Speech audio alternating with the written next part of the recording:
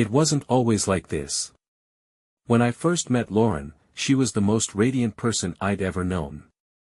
I was 18, fresh out of high school, and she had this smile that could make you forget your own name. We were young, ambitious, and utterly in love, or so I thought.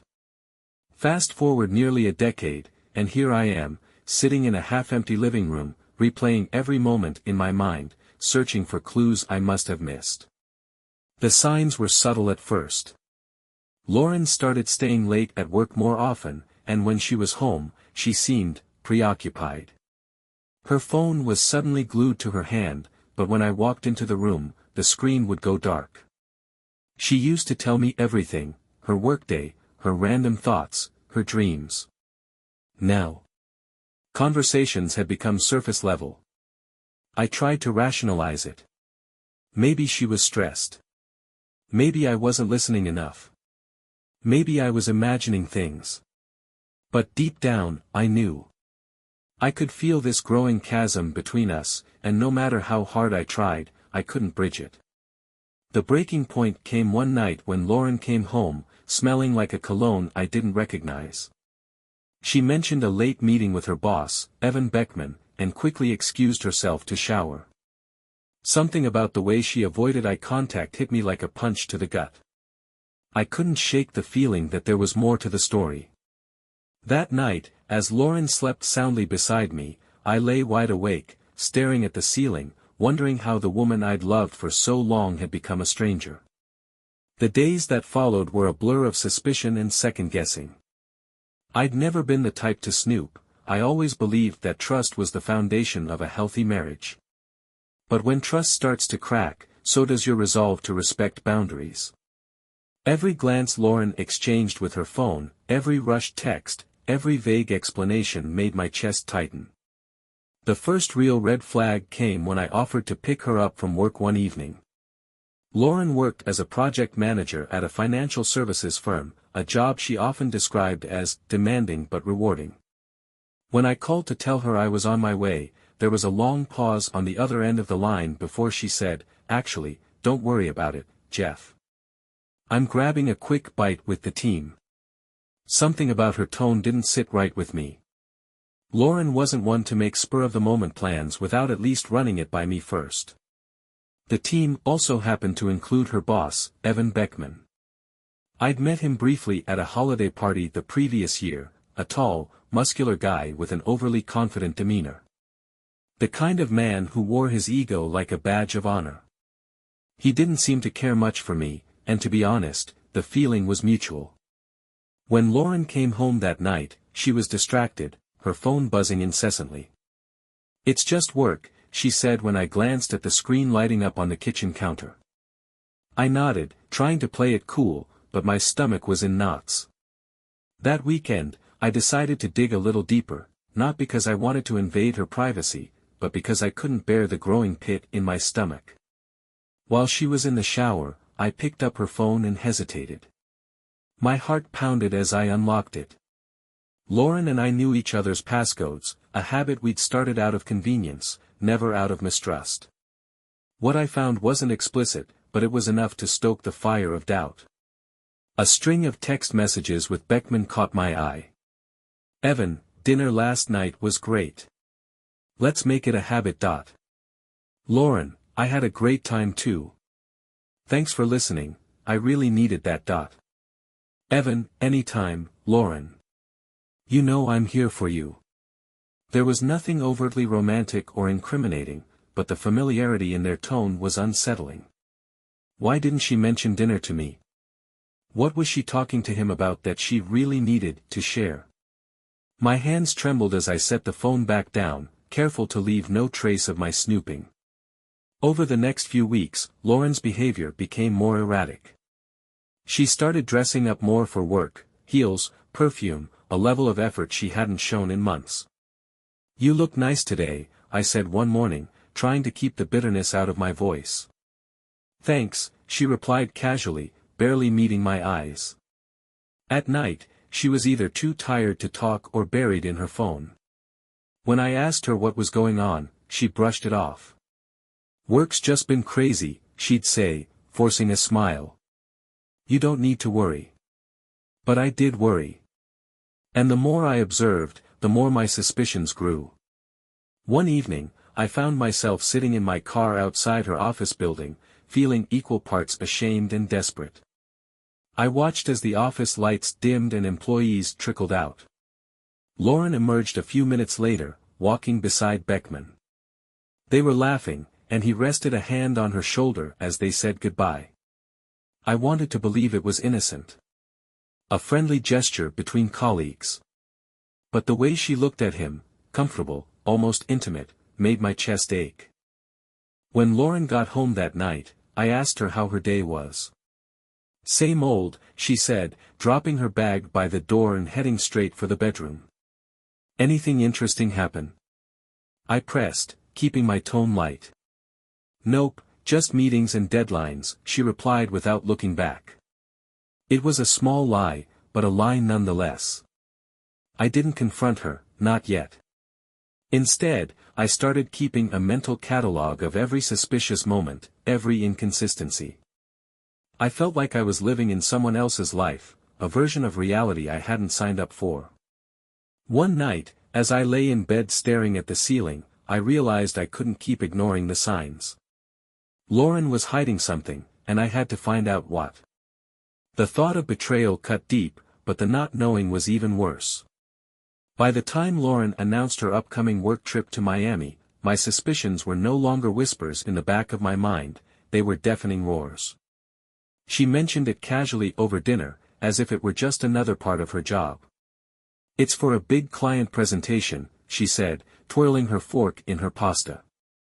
The team's going down for a few days to finalize everything. Beckman's leading it, so he wants us all there. I froze mid-bite. Miami. Her boss. Overnight. My gut screamed that this trip wasn't just about work. That's a big trip, I said, trying to sound neutral. Are you excited? She shrugged, avoiding my eyes. Yeah, I guess. It's just business, though. Nothing exciting. Her answer felt rehearsed, like she'd been anticipating my questions and preparing her responses. I wanted to push further, but I didn't want to seem paranoid, or worse, push her away even more. Over the next few days, she started packing for the trip. As I watched her carefully select outfits, skirts, heels, even a new swimsuit, I couldn't help but feel a growing sense of dread. Why would she need a swimsuit for a business trip? The night before her flight, I decided to test the waters. Are you going to have any free time down there? I asked as we sat on the couch. Probably not much, she said, her eyes glued to her phone. Maybe a dinner or two with the team, but it's mostly meetings. Her phone buzzed, and she quickly tilted the screen away. My chest tightened. Who's that? I asked, keeping my tone light. Just Beckman, she said without looking up.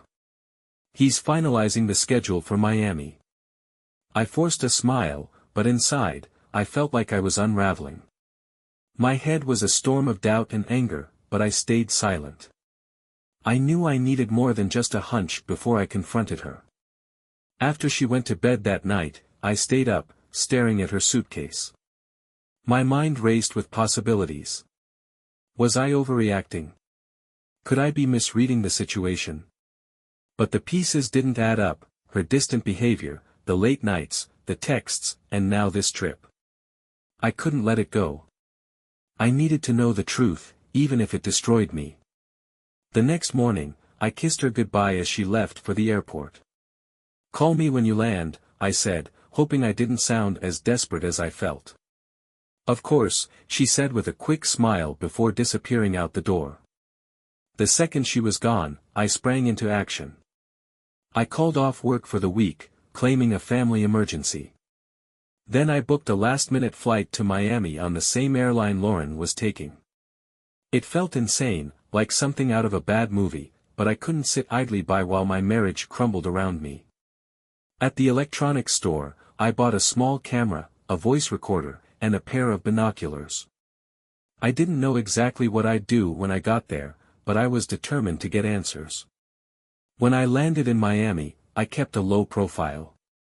I rented a car and drove to the hotel where Lauren and her team were staying. Sure enough, Beckman was there too. I saw them together in the lobby, laughing like old friends. My stomach churned, but I kept my distance. Over the next few days, I watched them from afar, my camera capturing every moment. Dinner by the pool, drinks at the bar, private conversations that ended with lingering touches. The final blow came when I saw them at the pool one afternoon. Lauren was wearing that new swimsuit, and Beckman was sitting beside her, his hand grazing her back as they laughed. At one point, she leaned over and kissed him. It felt like the air had been sucked out of my lungs. I snapped photo after photo, my hands trembling. This was it. The proof I needed, and the proof I never wanted to find. I sat in my car that night, staring at the images on my camera. My heart ached, my hands shook, and my mind raced with anger, betrayal, and sadness. The woman I thought I'd spend my life with was lying to me, and now there was no denying it. For the first time in weeks, I knew exactly what I needed to do. By the time Lauren returned home, I had already played the scenario in my head 100 times. What would I say? Would I yell? Would I cry? Would she deny it, or would she break down and admit everything? No matter how many ways I rehearsed it, nothing could prepare me for the moment it actually happened. She walked through the door with her suitcase, looking fresh and relaxed in a way she hadn't in weeks. "Hey, babe," she said with a soft smile. "Miss me?" The sound of her voice, so casual, so normal, ignited a fire in me. How could she come back here, to our home, and act like nothing had happened? Like she hadn't just spent days betraying me? I stood in the living room, hands in my pockets, barely able to contain myself. "How was Miami?" I asked, my voice steady but cold. She hesitated, her smile faltering. "Good. Busy, but good. The presentation went really well." "Did it?" I asked, tilting my head. "You sure it wasn't all poolside drinks and private moments with Beckman?" Her eyes widened, and she froze. For a second, I thought she might deny it, but instead, she just stared at me, her mouth opening and closing like she was searching for the right words. "Jeff," she started, her voice barely above a whisper. "Don't," I interrupted, pulling out my phone. I opened the photo gallery and held up the screen. The pictures I'd taken in Miami flashed before her eyes, her laughing with Beckman at dinner, leaning into him at the bar, kissing him by the pool. Each image was a dagger. Her face went pale. "Save it," I snapped, my voice trembling with anger. "I followed you to Miami, Lauren. I saw everything. You lied to me. You cheated on me. And now you're standing here like nothing happened." Tears welled up in her eyes, but I wasn't sure if they were tears of regret or just the shock of being caught. "Jeff, please, let me explain." "Explain what?" I said, my voice rising. "That you've been sneaking around with your boss. That you threw away everything we built for what? A fling? A bit of excitement?" She started crying then, her hands covering her face. "I'm sorry," she choked out. "I didn't mean for it to happen. I didn't. I didn't know how to stop it." I laughed bitterly, the sound foreign to my own ears. "You didn't mean for it to happen? What does that even mean, Lauren? You don't just accidentally kiss someone, or spend nights with them, or..." My voice cracked, and I had to stop myself before I completely broke down. "I was unhappy," she said, her voice trembling. "You've been so distant lately, Jeff. I felt like you didn't see me anymore. And Evan, he made me feel wanted. Like I mattered." Her words hit me like a slap in the face. Distant? I'd been distant. I'd spent months trying to fix this, trying to connect with her, trying to figure out what was wrong. And now she was blaming me? "That's your excuse," I said, shaking my head. That I didn't see you. So instead of talking to me, instead of working through it, you run off with him. I know I screwed up, she said, tears streaming down her face. I know I hurt you, and I hate myself for it. But it wasn't just about him, Jeff. It was about us. We've been broken for a long time. Her words stung because part of me knew they were true. We had been struggling. The long hours at work, the unspoken frustrations, the emotional distance, there was blame to go around. But none of that justified what she did. I can't do this right now, I said, my voice barely above a whisper. I need some time to think. To figure out, what's next. She nodded, wiping her face. I'll do whatever it takes to fix this, she said. I need you to know that I love you. I never stopped loving you.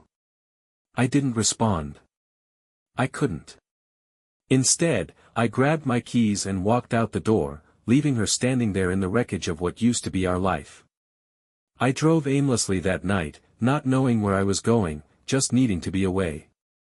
The streets were quiet, lit by the soft glow of streetlights, but inside my head, it was chaos. Every memory, every moment I'd shared with Lauren, was now tainted by her betrayal. I finally parked at a deserted lot near the park where we used to go in the early days of our relationship. It felt ironic, sitting there alone in a place that used to symbolize so much happiness. I rested my head on the steering wheel, and for the first time since discovering the truth, I let myself break down. The tears came hard and fast. I wasn't just mourning the betrayal, I was mourning the life I thought I had. The woman I thought I knew. The future I'd envisioned for us. I felt like a fool for not seeing the cracks earlier, for ignoring the warning signs, for trusting too much. Anger quickly followed the sadness. How could she do this to me? How could she throw away years of love, trust, and commitment for someone like Beckman? I punched the steering wheel, the dull pain in my knuckles grounding me in the storm of emotions. The next few days were a blur. I told Lauren I needed space, and she respected that, for the most part. She texted me a few times, apologizing and saying she'd do anything to make things right, but I didn't respond. I couldn't. Work was a welcome distraction, though even there, I felt the weight of everything pressing down on me. My colleagues must have noticed something was off, but no one said anything. I preferred it that way. At night, the silence was unbearable. The house felt empty, even with Lauren still there. I slept in the guest room, unable to bear the thought of sharing a bed with her. I'd lie awake, replaying everything in my mind, from the early days of our relationship to the moment I confronted her. The memories were the hardest part. I'd think about our first date at that little Italian restaurant, the way she laughed when I spilled wine on myself. I'd think about the time we adopted our dog, Max, and how she cried tears of joy when we brought him home. I'd think about our wedding day, when she looked at me with so much love in her eyes that I felt invincible. And then I'd think about Miami. About Beckman. About the photos I'd taken. And the love in her eyes in those memories would turn to lies. I started questioning everything. Was I not enough for her? Was I too boring? Too predictable? Too focused on my career? I wanted to blame her for everything, but part of me couldn't ignore my own shortcomings. Still, the betrayal was hers, not mine. She made the choice to lie, to cheat, to destroy the trust we'd built. And that thought brought me back to the anger, the sadness, the hollow ache in my chest. Lauren tried to talk to me a few times, but I wasn't ready. Jeff, please, she said one evening as I walked past her in the kitchen. We can't fix this if you won't talk to me. I stopped, turned to her, and saw the pain etched across her face. But instead of softening, it hardened me further. You should have thought about fixing it before you kissed your boss, I said coldly, walking away before she could respond. It was cruel, but I couldn't help it. My emotions were raw, and every time I looked at her, all I could see was the betrayal. That night, I sat in the guest room with a notebook, trying to make sense of my thoughts. I made 2 lists, one of reasons to stay, and one of reasons to leave. The stay list was short: our history, the love we once shared, the possibility of rebuilding. The leave list was long: her lies, the betrayal, the irreparable damage to my trust. I stared at those lists for hours, my pen hovering over the page. No matter how many pros and cons I wrote down, I couldn't make a decision. Part of me wanted to forgive her, to fight for what we had. But another part of me knew that things would never be the same. When I finally put the notebook down, I realized something: I didn't have to decide right now. I could take my time, let myself feel everything, and figure out what I truly wanted. For now, all I knew was that I needed to heal, alone. The days stretched into weeks, and the fragile distance between Lauren and me became the new normal. I avoided her as much as I could, burying myself in work and errands, anything to stay out of the house. When we were under the same roof, the silence was suffocating. Conversations were brief, functional, about groceries, bills, or Max, who seemed to sense the tension and spent most of his time curled up beside me. Lauren tried to reach out a few times, her words cautious and careful. "Jeff, I know I've hurt you, but can we just talk? Even if it's just to tell me how angry you are." I shook my head each time. I wasn't ready, and I didn't trust myself not to lash out. She didn't push, but the defeated look in her eyes lingered long after she walked away. One evening, I came home later than usual, hoping she'd already gone to bed. Instead, I found her sitting at the kitchen table, a mug of tea in her hands and her eyes rimmed red from crying. "I miss you," she said softly as I walked past. I paused, my back to her, feeling the weight of her words. I missed her too, the Lauren I used to know, the life we used to have. But I couldn't say it. Not yet. Maybe not ever. Without a word, I continued to the guest room, closing the door behind me. That night, I lay awake, torn between the love I still felt for her and the unbearable pain of her betrayal. For the first time, I started to wonder if the distance I was keeping wasn't just from Lauren, but from the inevitable decision I'd have to make. One Saturday morning, I found myself flipping through an old photo album I hadn't touched in years. It was tucked away on the top shelf of our closet, buried under a stack of forgotten memories. I wasn't even sure why I grabbed it. Maybe I was looking for answers, or maybe I just needed to remember what we used to be. The album was filled with snapshots of our life together, awkward selfies from college, our first apartment, vacations, and candid moments that felt so natural at the time. There was a picture of Lauren on a beach in her favorite sundress, laughing at something I'd said. Her eyes sparkled with a kind of happiness I hadn't seen in a long time. I lingered on our wedding photos. Lauren in her ivory gown, me in a suit that felt too expensive at the time. We looked so young, so full of hope. I remembered the way she held my hand during our vows, her grip tight like she never wanted to let go. The memories brought a mix of emotions: nostalgia, sorrow, anger.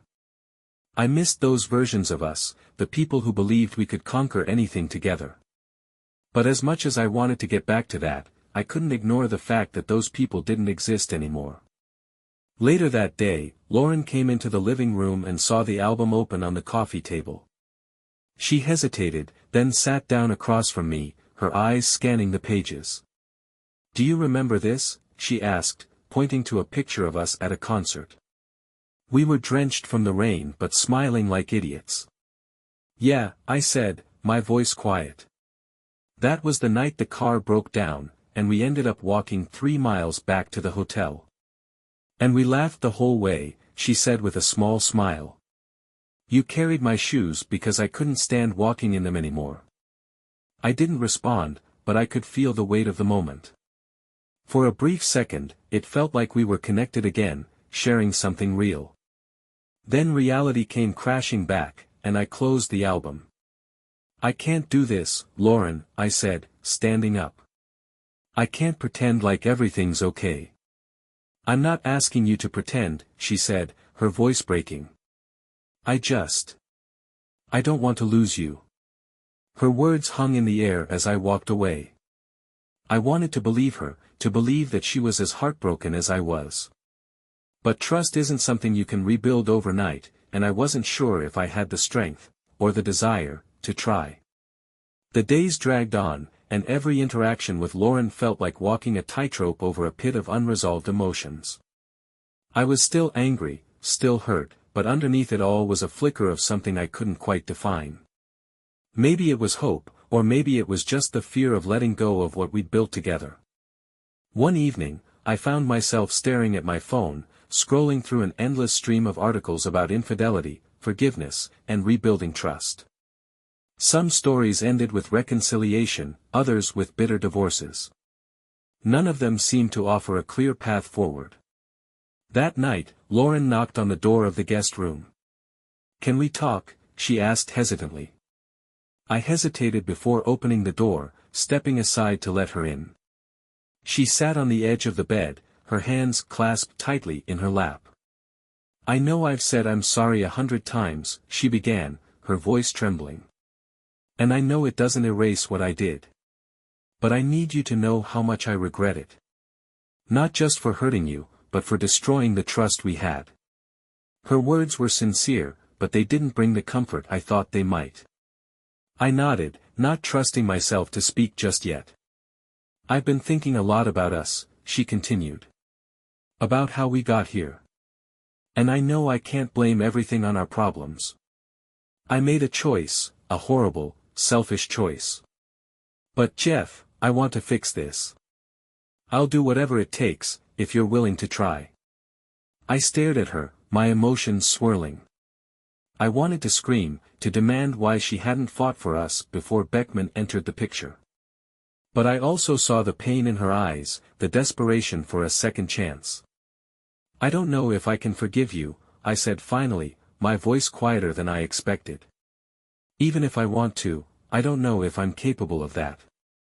She nodded, tears streaming down her face. "I understand," she whispered. "But I'm not giving up on us. Not yet."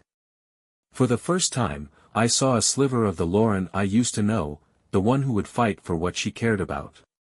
It didn't erase the betrayal or the pain, but it was enough to make me pause.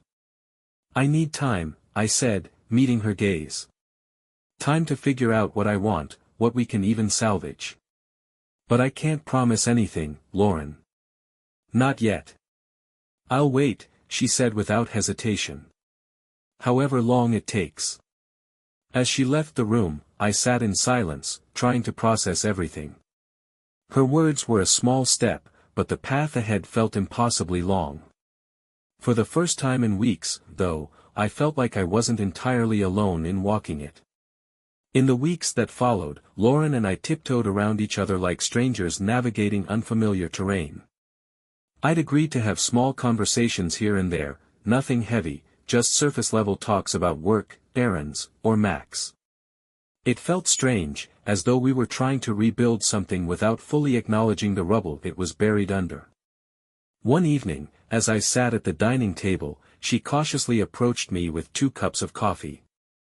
"I thought you might need one," she said, setting it down in front of me. "Thanks," I replied, keeping my tone neutral. She sat across from me, fiddling with her cup. "I've been looking into couples counseling," she said after a moment, her voice tentative. I raised an eyebrow but didn't respond right away. "I know it's a lot to ask," she continued, "but I think it could help. Even if it's just to figure out where we stand, whether we can move forward or not." I sighed, leaning back in my chair. The idea of sitting in a room with a stranger, dissecting the wreckage of our marriage, felt overwhelming. But at the same time, I couldn't deny that we needed help. If there was even a chance of salvaging anything, we couldn't do it alone. "I'll think about it," I said finally. Her face lit up with a flicker of hope, and for a moment, I felt the weight of her hopefulness pressing against my own uncertainty. The next day, she left a brochure for a counseling center on the kitchen counter. I stared at it for a long time before tucking it into my briefcase. It wasn't a yes, but it wasn't a no either. That weekend, I decided to test the waters in a small way. "Do you want to take Max to the park?" I asked her one morning. She looked surprised but nodded quickly. "Yeah, I'd like that." The outing was awkward at first. We walked side by side, but there was a noticeable distance between us, as if we were both afraid to break the fragile truce. Max trotted ahead, blissfully unaware of the tension hanging in the air. As we sat on a bench, watching Max chase a squirrel, Lauren spoke. "This feels nice," she said softly. I nodded, not trusting myself to say more. It did feel nice, simple, unforced. But I also knew that moments like these weren't enough to fix what had been broken. Still, it was a step. And for the first time in a long time, I felt like maybe, just maybe, there was a path forward, even if I wasn't sure where it would lead. After days of going back and forth in my head, I finally agreed to attend a couples counseling session with Lauren. It wasn't an easy decision, and even as we sat in the waiting room of the counseling center, I questioned whether I was making the right choice. Lauren sat beside me, her hands folded tightly in her lap. She glanced at me a few times but didn't say anything. When the therapist, a middle-aged woman named Dr. Harris, called us in, I felt my chest tighten. This was it.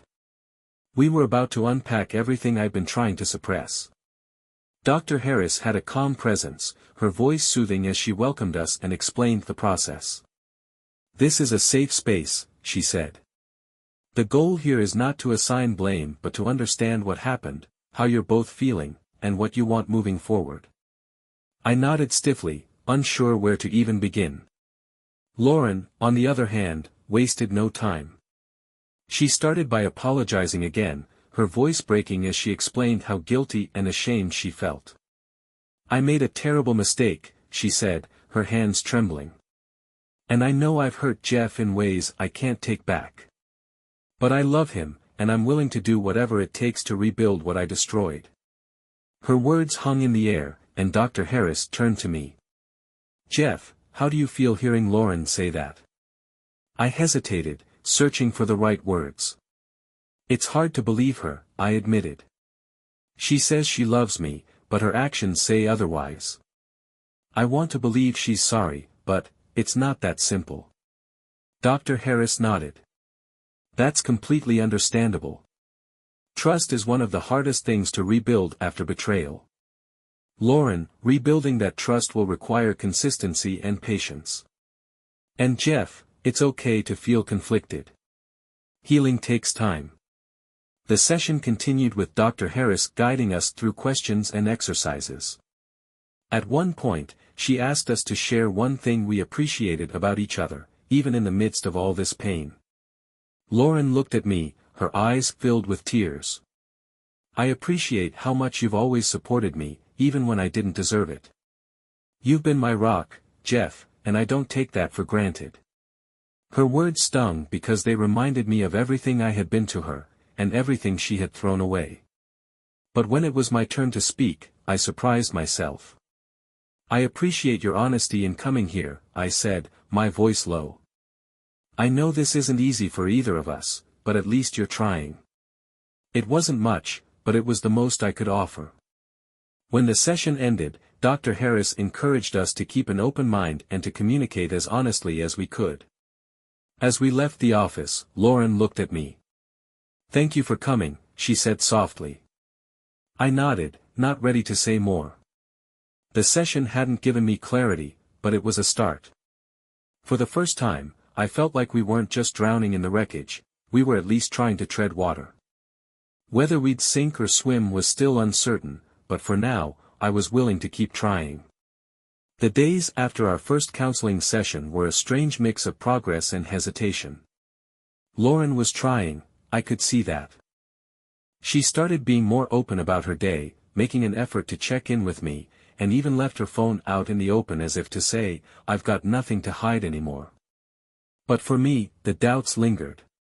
Every time her phone buzzed, a small part of me wondered if it was Beckman. Every time she left the house, I questioned where she was really going.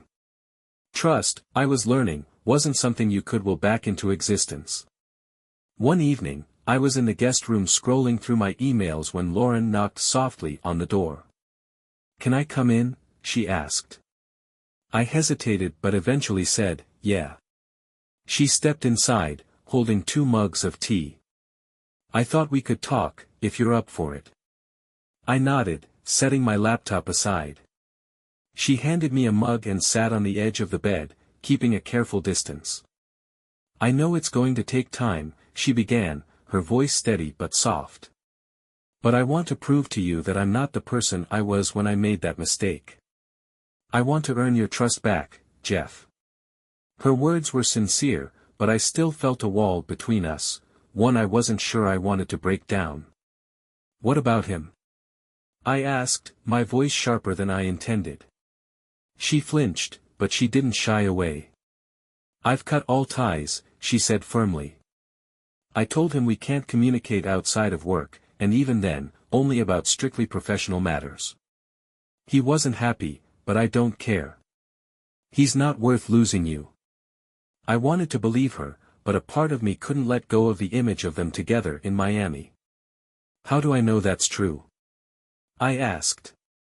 She looked me in the eyes, her expression earnest. "You don't," she said after a moment. "And that's what kills me. I've given you every reason not to trust me, and all I can do now is keep showing you that I'm committed to making this right. But I know that's not enough. Not yet." Her honesty caught me off guard. For the first time, I saw how much she was struggling too, how much she was willing to humble herself in the hope of saving what was left of us. "I don't know if I can get past it," I admitted. "Every time I think about you with him, it feels like a knife in my chest." Tears filled her eyes, but she didn't look away. "I don't expect you to forget, Jeff. And I don't expect you to forgive me overnight.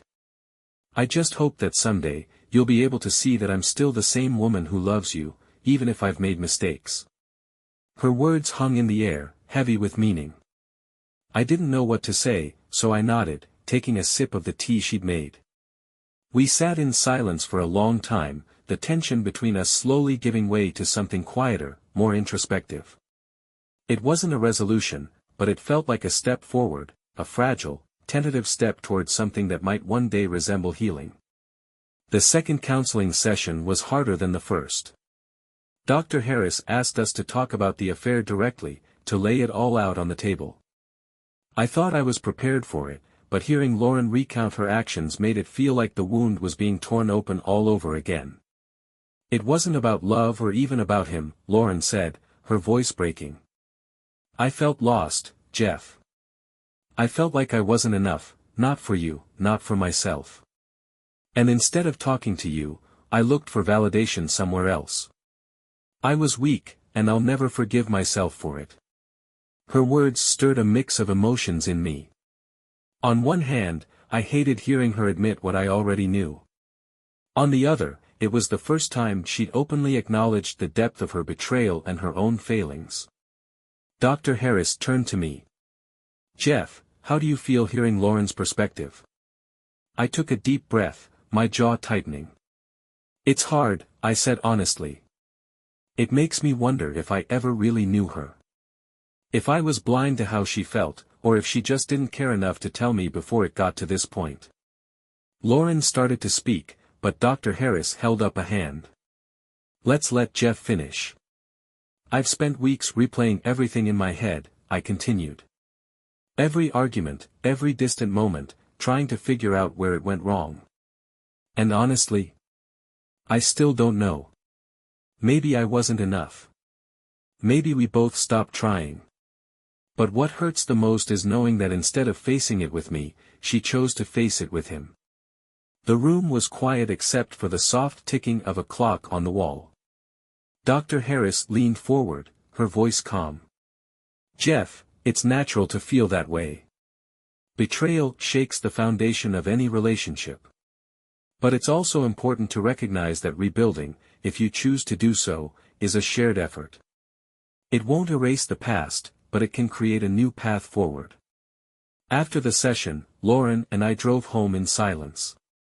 The weight of everything we discussed hung heavy between us, but there was a strange sense of clarity too. For the first time, I felt like we'd aired out some of the poison that had been festering between us. Later that evening, as I sat alone in the guest room, I realized that healing wasn't just about deciding to stay or leave. It was about whether I could live with the past, and whether I wanted to try building a future with Lauren, knowing that it would never be the same. In the weeks that followed our second counseling session, things began to shift, albeit slowly. Lauren's efforts to rebuild trust were deliberate and consistent. She kept her phone unlocked and in plain view, texted me updates during the day, and was transparent about her work schedule. One evening, as I was sorting through some paperwork, she came into the room and sat across from me. "I need you to know something," she began, her voice steady but nervous. I looked up, curious but wary. "I told Beckman that I want nothing to do with him outside of work. And honestly, I've started looking for another job. I know working with him isn't fair to you, or to us, and I don't want that connection to hang over us anymore."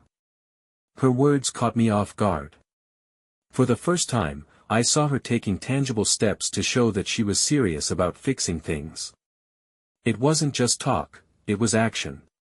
"How did he take it?" I asked, my tone neutral. "He wasn't happy," she admitted, "but I don't care. This isn't about him. It's about us." I nodded, not entirely sure how I felt. On one hand, I appreciated her initiative. On the other, I still couldn't shake the lingering doubt that her words might be a little too late. Later that night, I found myself reflecting on the small changes I'd started to notice. She was trying, really trying.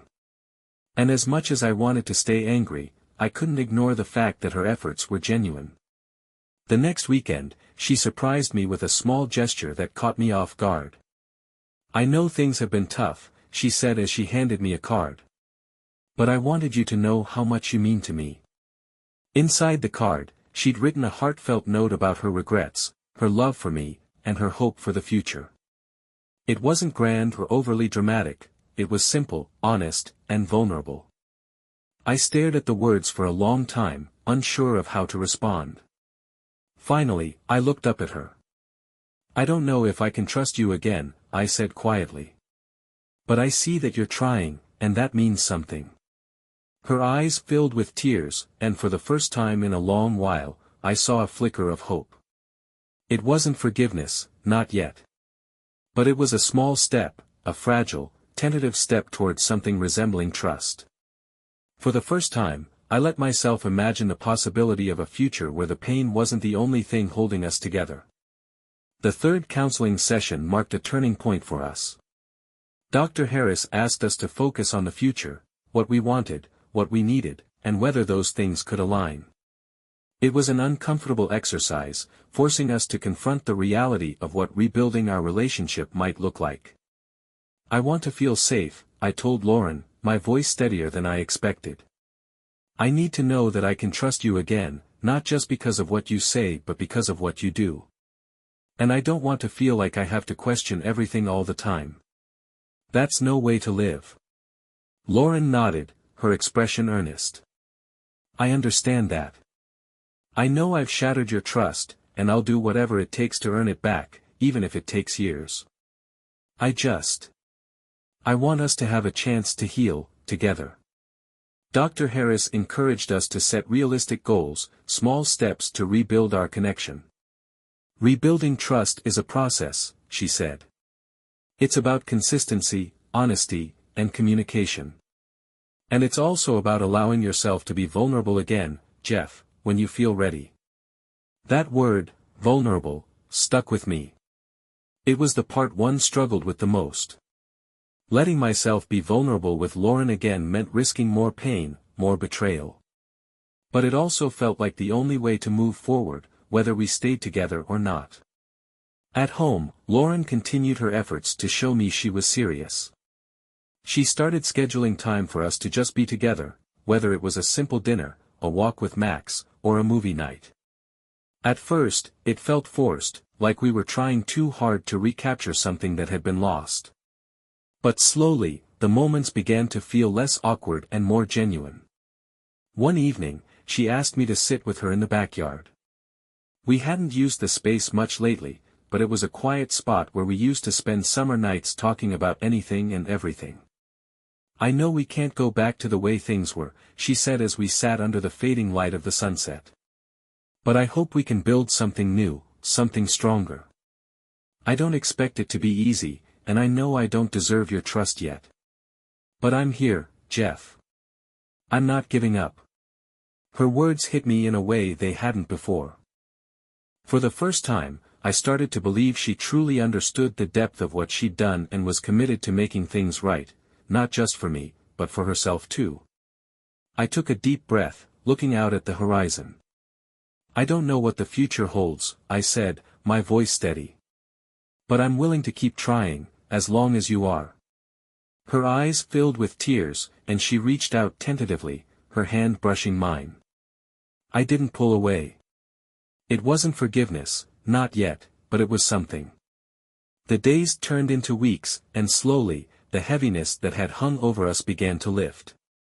It wasn't a dramatic transformation, there were no sudden declarations of love, no miraculous moments where everything fell back into place. Instead, it was a series of small steps, each one building on the last. Lauren kept showing up. She made an effort every day, whether it was sharing her schedule with me, initiating open conversations, or simply sitting with me in the quiet moments, letting me process at my own pace. I began to notice the sincerity in her actions, the way she was working not just to fix our marriage but to become a better version of herself. One evening, we found ourselves back at the park where we used to go in the early days of our relationship. It was Lauren's idea, a gesture to revisit a time when things were simpler. Max ran ahead, chasing a ball, while we sat on a bench, watching the sun dip below the horizon. "I've been thinking a lot about what Dr. Harris said," Lauren began, her voice calm but thoughtful. "About how trust isn't something we rebuild all at once. It's something we create, piece by piece." I nodded, staring out at the fading light. "It's not just about trust," I said after a moment. "It's about believing that we can still build something worth having. That this isn't just us clinging to what's left." She looked at me, her eyes filled with emotion. "Do you believe that?" I thought about it, really thought about it, before answering. "I think I'm starting to," I said honestly. For the first time in a long while, I felt a sense of hope, not the naive, unshakable kind we had in the beginning, but a cautious, hard-earned hope that came from knowing how much work it would take to move forward. As we walked back to the car that night, Lauren slipped her hand into mine. It felt tentative, like she was waiting for me to pull away. But I didn't. For the first time since everything had fallen apart, it felt like we were taking a step forward together. The road ahead was still uncertain, and I knew there would be setbacks. But for the first time, I allowed myself to believe that maybe, just maybe, we could make it to the other side.